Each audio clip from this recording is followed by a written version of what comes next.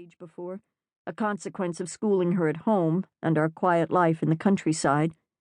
The isolation didn't bother me and Norma, but we were past the age when girls needed a friend with whom to share secrets. Our mother hadn't any friends either, but she never wanted any. She disliked strangers, the natural result of which was that she associated with very few people who weren't either known to her from birth or born to her. We fled Brooklyn for New Jersey, precisely to get away from the few people who did know us and might question how a baby had come to be added to our family. If Mother was forced to reveal anything about us at all to our neighbors out in Wyckoff, she gave only the general impression that her husband had died.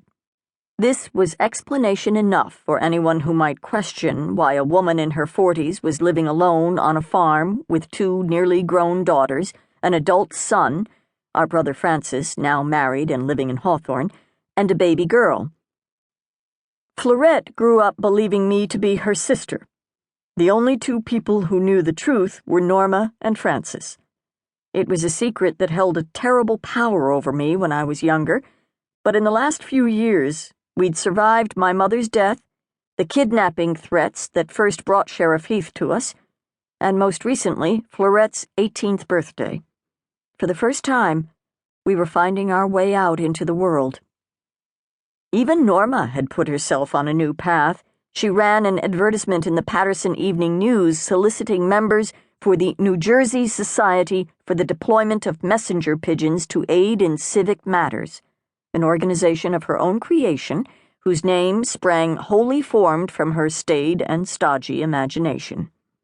Florette tried to suggest something more spirited, such as the Patterson Pigeon Fanciers, which was rejected on the grounds that we lived in Wyckoff, not Patterson.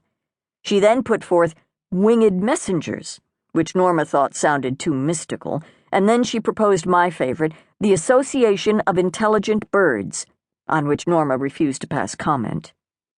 The name need only explain our undertaking, Norma argued, and I don't want anything that attracts show breeders and fanciers. We've far more important work to do. She had almost 24 answers to her advertisement.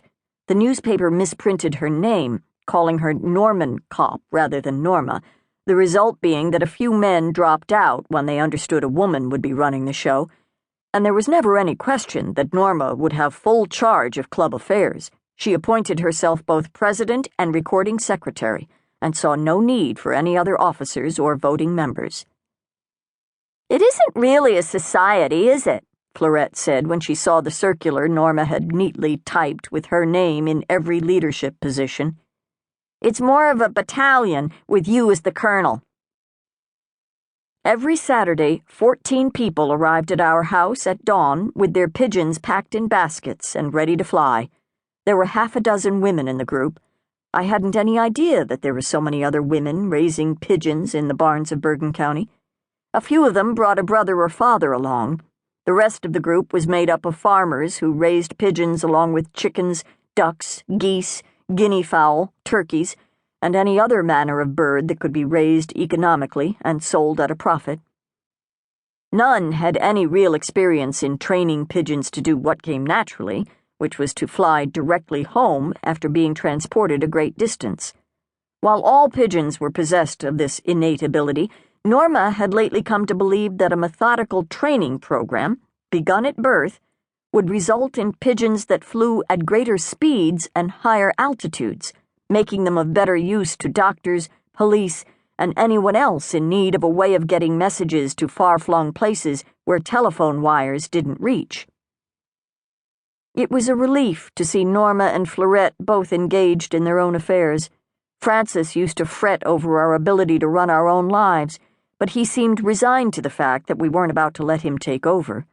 He still stopped by to deliver a pie from his wife Bessie, for which we were endlessly grateful, and he would inspect the eaves or look around the barn with a proprietary air. Sometimes he made inquiries about our grazing land, which we leased to neighbors rather than keep our own livestock. We weren't bothered by his questions. We were taking care of ourselves, and my wages were just enough to keep Norma in pigeon feed and Florette in ribbons and buttons. If only I could hold on to those wages. Florette was admiring herself.